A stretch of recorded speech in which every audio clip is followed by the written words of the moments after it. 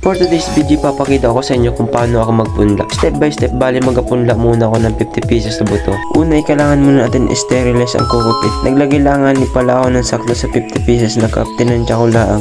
Bali dito lang ako nag-sterilize sa may greenhouse para malapit. At habang pinapakulong ko, chinek ko yung ppm ng tubig. Ang ibig sabihin pala ng ppm ay parts per million. Kaya kung gusto nyo matuto ng ganito, huwag nyo kalimutan i-like and follow ang Facebook page ko para updated ka sa mga video tulad nito. Salamat. At na-sterilize ko na yung kukupit. Bago pala ito gamitin, mas mabuting palamigin muna. Dun pala sa ibang nag-hydroponics, baka may iba pa kayong alam na mas madali mag-sterilize ng kukupit. Paki-comment naman sa baba. Kinabukasan ko na nga pala nagamit yung kukupit dahil pinalamig ko pa ito. Bago pala pumasok sa eskwela dito, muna ako nag-asikaso sa taniman.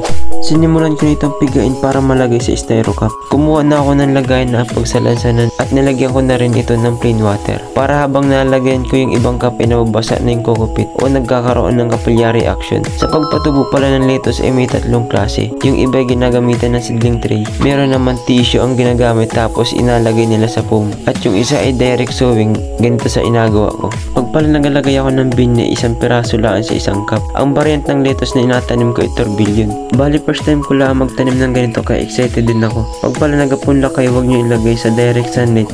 Mas maigi kontak pa nyo ito. Kung may mga katanungan kayo, paki-comment lang sa baba. Huwag nyo naman po ako kalimutan suportahan. Pa-like and share naman ang video nito. Pa-follow na rin po ng page. Salamat.